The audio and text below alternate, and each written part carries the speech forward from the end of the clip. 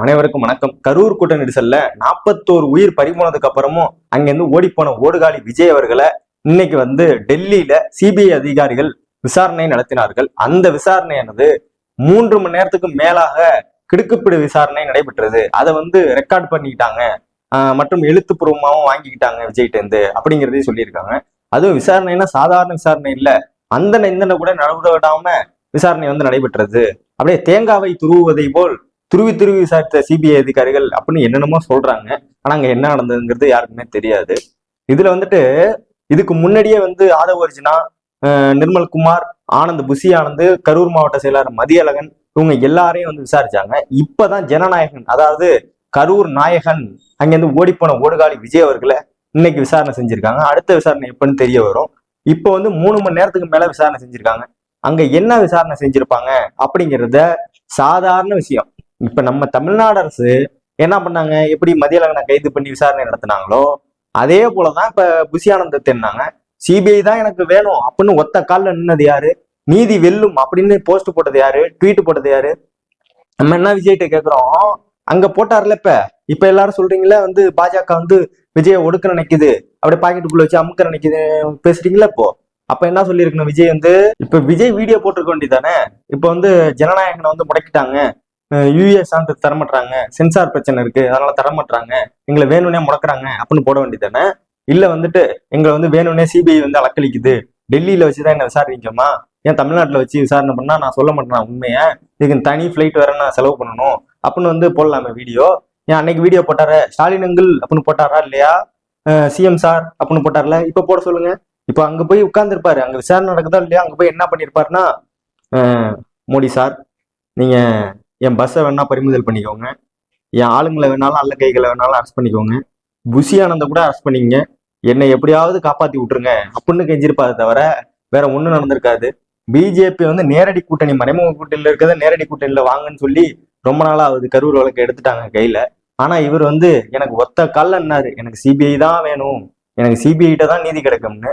அப்புறம் என்னத்துக்கு அழுவுறீங்க எல்லாம் உட்காந்துக்கிட்டீங்க, பிஜேபி அடக்குது ஒடுக்குது. இதுல வேற பிஜேபியோட பி டீம் தான் திமுகவான். எப்படி நல்லா இருக்குல்ல இது. கரூர்ல இப்ப 41 உயிர் போனுச்சு, அங்கிருந்து ஓடி போயிட்டு ஏன்டா ஓடி போனன்னு கேட்டா காவல்துறை என்ன போக சொன்னிச்சான். காவல்துறை போக சொன்னிச்சு, ரைட் ஓகே, காவல்துறை சொன்னோடனே நீங்க போயிட்டீங்களா? அப்ப காவல்துறை தானே சொன்னிச்சு உள்ளேயும் போக வேண்டாம், கூட்டம் நிறைய இருக்கு, அசம்பாவிதம் ஏற்பட்டுன்னு சொன்னிச்சு, கேட்டீங்களா? அப்ப மட்டும் காவல்துறை கேட்காதீங்க, இப்ப ஏன் கேட்டீங்க? ஏன்னா நீங்க பண்றதை பூரா நீங்க பண்ணிவிட்டு எல்லாத்துக்குமே தமிழ்நாடு அரசு உடனே செந்தில் பாலாஜி என்னமோ பண்ணிவிட்டாரு, மார்வேஸ்ல கட்சியில குத்திட்டாரு. சினிமால பாக்குற அத்தனை டைலாகும் இங்கே சொல்றானுங்களே தவிர அந்த சினிமா மைண்ட் செட்டை விட்டு வெளிலையே வரமாட்டானுங்க. இவ்வளதையும் பண்ணிட்டு அந்த மக்களை போய் நேரா பார்த்தாரா, பர்மிஷன் கொடுக்கலையா? என்ன உங்களுக்கு பர்மிஷன், தமிழ்நாட்டுக்குள்ள தானே போற, உனக்கு பர்மிஷன் நீ போவேனான்னு உனக்கு தடுத்தாதான் பிரச்சனை.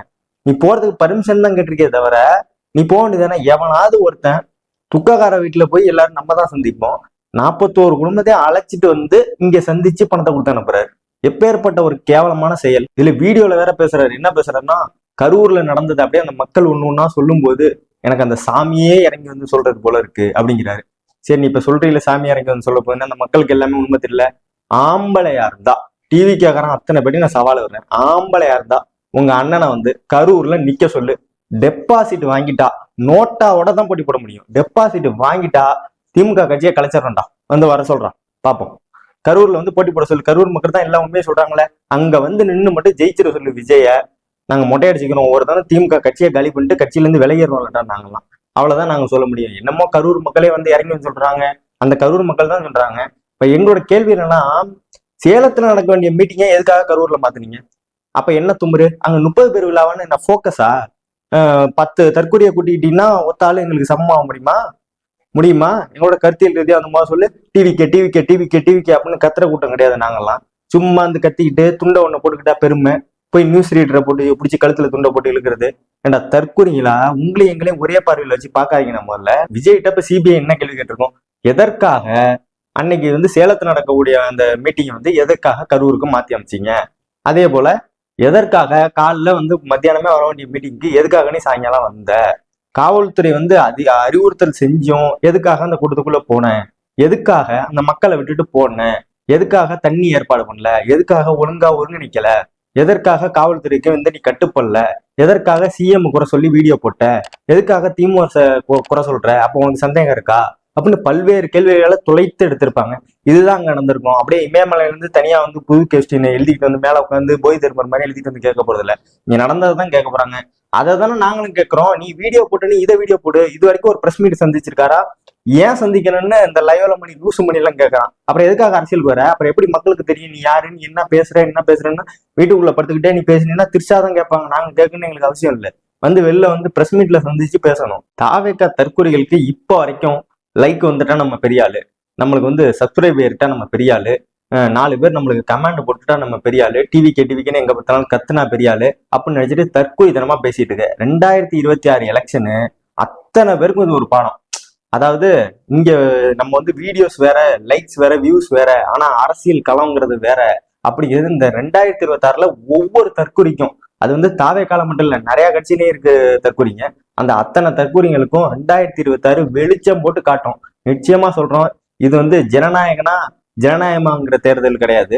இது வந்து ஜனநாயகத்துக்கான தேர்தல். டெல்லியா தமிழ்நாடா அப்படிங்கிறதுக்கான தேர்தல். அதாவது டெல்லியில உட்காந்துட்டு நம்மளை வந்து எப்படியாவது நம்மளை முடக்கணும்னு நினைச்சிட்டு இருக்க இந்த பிஜேபியா இல்ல தமிழ்நாட்டுல இருக்கிற இந்த திமுகவான்னு பாக்குற தேர்தல். இந்த 234 தொகுதியிலையும் இந்த 2026 எலெக்ஷன்ல, இந்த சட்டமன்ற தேர்தல்ல அண்ணாதுரை தான் வேட்பாளர். திமுக சார்பா அண்ணாதுரை தான் வேட்பாளர். மீண்டும் சொல்கிறோம், வெல்வோம் 200, படைப்போம் வரலாறு.